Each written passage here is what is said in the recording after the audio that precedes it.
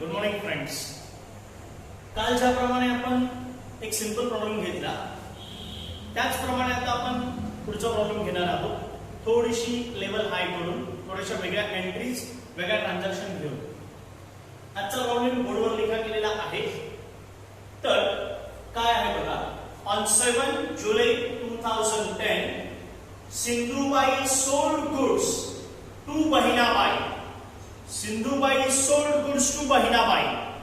सिंधुबाईने बहिणाबाईला माल उधारीने विकला for 3 months for rupees 21,000. Period of 3 months, amount of rupees 21,000. म्हणजे सिंधुबाईने बहिणाबाईला 21,000 रुपयांचा माल उधारीने विकला 3 महिन्यांसाठी. आता कोणी कोणाला माल विकला हे तर एकदम सिंपल आहे. सिंधुबाईने बहिणाबाईला, म्हणजे Sindhubai is the seller of the goods. It means she is a drawer. ती ड्रॉवर आहे. कोणाला विकला तर बहिणाबाईला विकला. Bahinabai become drawee. आपण सुरुवातीला in the books of drawer entries बघणार आहोत. म्हणून हेडिंग दिलं in the books of Sindhubai into bracket drawer next लाईनवर जर्नल एंट्रीज. प्रेझेंटेशन सर्वांना माहिती आहे म्हणून मी आज प्रेझेंटेशन केलं नाही. तरी पण पुन्हा एकदा सांगतो. Date, particulars, LF debit amount rupees, credit amount rupees. तर करूया सुरुवात. पहिली एंट्री, आपण उधारीने माल विकला. माल आपल्याकडनं गेला, गोज आउट. ड्रॉवीला मिळाला, डेबिट द रिसिव्हर. कोणाला मिळाला? बहिणाबाईला माल मिळाला, डेबिट द रिसिव्हर. म्हणून एंट्री होणार. डेट आहे आपली 2010 7 जुलै. एंट्री होणार Bahinabai account debit. Bahinabai account debit to sales account. Amount of rupees 21,000. Entry होणार Bahinabai account debit to sales account. Amount आहे 21,000. नॅरेशन एकदम सिंपल. आता हे नॅरेशन लक्षात ठेवायचं. रिपिटेटिव्ह आहे. For example, being goods sold on credit. आपण उधारीने माल विकला. नाउ नेक्स्ट वन काय आहे? For discharging amount due. Bahinabai paid cash rupees 5,000 and accepted bill for balance 3 months. आता हे वाक्य जरा थोडंसं लॉंग आहे, समजावून सांग. जेवढ्या अमाऊंटचा बहिणाबाईला माल विकला म्हणजे 21,000 चा, out of that she paid immediately of rupees 5,000. 21,000 रुपयांपैकी बहिणाबाईने आपल्याला इमिजिएटली 5,000 रुपये दिले आउट ऑफ 21,000. मग सेकंड एंट्री काय होणार की 21 पैकी आपल्याला 5,000 रुपये कॅश मिळाली. Cash comes in. Debit what comes in. कोणाकडनं मिळाली? बहिणाबाईकडनं मिळाली. सिंपल एंट्री होणार ती म्हणजे cash account debit to Bahinabai account. Amount of rupees 5,000. Date remains same म्हणून मी रिपीट करत नाही. Next one, for balance she accepted a bill for 3 months. उरलेल्या अमाउंटचं बहिणाबाईने बिल ऍक्सेप्ट केलं. समजून घ्या. 21,000 घ्यायचे होते, 5,000 इमिजिएटली दिले. It means remaining amount of rupees 16,000. म्हणजे अजूनही बहिणाबाईकडनं आपल्याला 16,000 घ्यायचे आहे. मग त्याच्यासाठी तिने बिल एक्सेप्ट केलं म्हणजे आपण सिंधुबाई ज्याला म्हणूया आपण बिल ड्रॉ केलं. बिल ड्रॉ केलं, बहिणाबाईकडे पाठवलं, बहिणाबाईने ते बिल एक्सेप्ट केलं and she return to us. तिने आपल्याला बिल परत पाठवलं. म्हणजे फायनली काय होणार, आपल्याकडे बिल आलं बहिणाबाईकडनं, म्हणजे आपल्याकडे बिल आलं. काल आपण एंट्री केली होती bill receivable account debit to Bahinabai account. Date तीच आहे, अमाऊंट मात्र इथे येणार 16,000. नरेशन तेच, being bill drawn for 3 months. I repeat, being bill drawn for 3 months. 3 महिन्यांसाठी आपण बिल ड्रॉ केलं. पुन्हा एकदा सांगतोय, थोडंसं कन्फ्युजन झालं असेल कोणाचं. इथे 21,000 आणि बिल 16,000चं का? एकदम सोपं आहे. 21,000 रुपयांचा उधारीने माल विकला, तिने इमिजिएटली 5,000 रुपये दिले, म्हणजे तिच्याकडनं आयडियली आपल्याला घ्यायचे आहे 16,000. म्हणून आपण बिल जे ड्रॉ केलं ते किती अमाऊंट ड्रॉ केलं, 16,000. Okay, next one. आता काय म्हणतात, on the same date Sindhubai discounted bill with her bank for rupees 15,820. त्याच दिवशी सिंधुबाईने ते बिल बँकेमध्ये जाऊन डिस्काउंट केलं. आता बिल डिस्काउंटेड इनटू बँक ही कन्सेप्ट आधीच समजावून सांगितली आहे. म्हणजे आपण सिंधुबाईच्या पॉइंट ऑफ व्ह्यूने एंट्रीज बघतोय. आपण बँकेत गेलो, त्यांना बिल दिलं आणि त्यांच्याकडनं अमाऊंट घेतली. म्हणजे झालं काय की बिल डिस्काउंटेड इनटू बँक. आता ज्या एंट्रीज लिखाण करून दिलेल्या आहेत in the books of drawer, bill discounted into bank, entry काय होणार, bank account debit, discount account debit. आपल्याकडनं बिल गेलं to bill receivable account. I repeat, bank account debit, discount account debit to bill receivable account. पुन्हा इथं लिखाण करतो, bank account debit, discount account debit to bill receivable account. लक्ष द्यावे बसते. Amount of bill rupees 16,000. therefore I credited 16,000. किती रुपयांचं bill होतं, 16,000 रुपयांचं बिल होतं. म्हणून बिल किती रुपयांचं गेलं, 16,000. त्यानंतर बँकेने आपल्याला किती रुपये दिले डिस्काउंट करून, 15,820. म्हणजे आपल्या बँक अकाउंट मध्ये 15,820 रुपये जमा झाले. म्हणून बँकेला डेबिट देतो 15,820. लक्ष आहे प्रत्येकाचं. 16,000 रुपयांचं बिल दिलं, बँकेकडनं आपल्याला 15,820 रुपये मिळाले. मग तुम्ही म्हणा मधला गॅप काय, हा मधला गॅप म्हणजे दुसरं काही नसून तो म्हणजे डिस्काउंटेड अमाऊंट. आता डिस्काउंटेड अमाऊंट काढायची झाली तर ते येणार 180. लक्ष आहे प्रत्येकाचं. मी काय सांगतोय, हा मधला गॅप पुन्हा सांगतोय. डिस्काउंटची अमाऊंट कशी काढली, 16,000 वजा 15,820 हा मधला गॅप म्हणजे डिस्काउंट. Is it clear? पुन्हा एकदा एंट्री सांगतो. When bill discounted into bank, entry होणार bank account debit, discount account debit to bill receivable account. Okay, now next काय सांगताय पुढे, on the due date bill was dishonour. फार महत्वाचं आहे. काय झालं, ड्यू डेटला बिल डिसऑनर झालं. याचा अर्थ बहिणाबाई आपल्याला बिलाचे पैसे देऊ शकलेले नाही. When Ravi unable to make a payment of bill, that situation is called as dishonorment of bill. म्हणजे बिल डिसऑनर झालेलं आहे. आता व्यवस्थित समजून घ्या, डिस्काउंट केलेलं बिल डिसऑनर झालं. आपल्याकडे बिल नाही, बिल बँकेकडे आहे. आता काही बेसिक कन्सेप्ट समजून घ्यायच्या.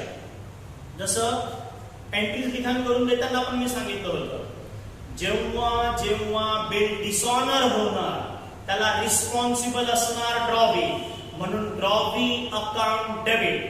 आता आपल्या इथे ड्रॉवी आहे बहिणाबाई, म्हणजे आपल्याला कोणाला डेबिट द्यावं लागणार आहे? बहिणाबाईला डेबिट द्यावं लागणार आहे. एंट्री होणार बहिणाबाई अकाउंट डेबिट टू, मी सांगितलं होतं टू होल्डर अकाउंट. होल्डर काल आपल्याकडे बिल होतं, बरोबर आहे की नाही? पण आज काय आहे, आपण ते बिल बँकेत डिस्काउंट केलेलं आहे. म्हणजे राईट नाव डिस्काउंटेड बिल हे बँकेकडे आहे. म्हणजे मी जर असा प्रश्न विचारला, who is the holder of the bill? That is simple answer, bank is the holder of the bill. कोणाकडे बिल आहे? बँकेकडे बिल आहे. म्हणून इथं लिखाण करणार मी टू बँक अकाउंट. एंट्री होणार drawee account debit to holder account. आपल्या प्रॉब्लेम मध्ये एंट्री होणार Bahinabai account debit to bank account. Amount of bill rupees 16,000, 16,000. ठीक आहे. आता याची ड्यू डेट फाइंड आउट करायची. ड्यू डेट फाइंड आउट करायची आहे. आता बघा जुलै आहे, प्रत्येकाचं लक्ष असेल. काय डेट आहे आपली? 7 जुलै, बरोबर आहे. 3 महिन्यांचे बिल आहे. जुलै नंतर ऑगस्ट, सप्टेंबर, ऑक्टोबर. इथं लिखाण करणार मी ऑक्टोबर. काय लक्ष? आणि additional 3 days grace day 7 + 3 10. It means our due date 10th October. मी इथं लिखाण करणार आता 10 ऑक्टोबर. ठीक आहे. आता बहुतेक माझं नॅरेशन हे पण सांगायचं राहिलंय. सिंपल नॅरेशन आहे. Being bill discounted into bank, याचं नॅरेशन सांगतोय. डिस्काउंट केलेलं बिलचं नॅरेशन काय होणार? Being bill discounted into bank. आणि डिस्काउंटेड बिल डिसऑनर झालं, याचं नॅरेशन येणार being discounted bill dishonour. I repeat, being discounted bill dishonour. हे नॅरेशन लिखाण केल्यानंतर सरतेशेवटी काय करायचंय? आपल्याला फक्त टोटल घ्यायची आहे. काय होतं समजतंय? ह्या आहे आपल्या सिंपल जर्नल एंट्रीज. ह्या एंट्रीज झाल्या in the books of drawer. आता नेक्स्ट आपण बघणार आहोत in the books of drawing. Okay. आता आपण बघणार आहोत journal entries in the books of drawing. Drawing याचा अर्थ काय? बहिणाबाई. आता आपला व्ह्यू आहे बहिणाबाईचा, म्हणजे आपण ड्रॉवी आहोत, आपण माल परचेस केलाय, आपण बिल एक्सेप्ट केलंय, so and so and so. आता पहिले काय? डेट आहे 2010 7 जुलै. आपण गुड्स परचेस केले ऑन क्रेडिट. सिंपल एंट्री होणार गुड्स कम्स इन. माल आपल्याकडे आला, परचेसेस अकाउंट डेबिट. कोणाकडनं आला? सिंधुबाईकडनं आला. म्हणजे एंट्री होणार purchases account debit to Sindhubai account 16,000. Sorry, it's amount of 21,000. 21,000. 21,000 रुपयांचा माल उधारीने परचेस केला. एंट्री होणार purchases account debit to Sindhubai account. Narration being goods purchased on credit. Next one. आता आपण पार्ट पेमेंट केलंय. पार्ट पेमेंट किती रुपयांचं पार्ट पेमेंट केलंय? ऑफ ₹5,000 पेमेंट केलंय ना. याचा अर्थ कॅश आपल्याकडनं गेली, सिंधुबाईला मिळाली. Debit receiver and cash goes out. Credit what goes out. Entry होणार Sindhubai account debit to cash account. Sindhubai account debit to cash account. Amount of rupees 5,000. 5,000 रुपये आपण त्यांना दिले. Now next, for balancing amount we accepted a bill. 21,000 रुपयांपैकी 5,000 रुपये दिले, अजूनही 16,000 रुपये त्यांचे बाकी आहे. त्यासाठी आपण बिल एक्सेप्ट केलं. काल समजावून सांगितलं होतं, आता पुन्हा समजावून सांगतो. बिल एक्सेप्ट करतो म्हणजे काय करतो? ड्रॉवर बिल ड्रॉ करतो, आपल्याकडे पाठवतो, आपण एक्सेप्ट करतो म्हणजे त्यावर साइन करतो आणि ते परत पाठवतो. फायनली बिल आपण ड्रॉवरला परत करतो म्हणजे आपल्याकडनं बिल जातं, ड्रॉवरला मिळतं, रिसीव्हर डेबिट द रिसीव्हर. आणि कोणाला मिळालं? सिंधुबाईला मिळालं. आपल्याकडनं बिल गेल्याचा अर्थ गोज आउट. एंट्री होणार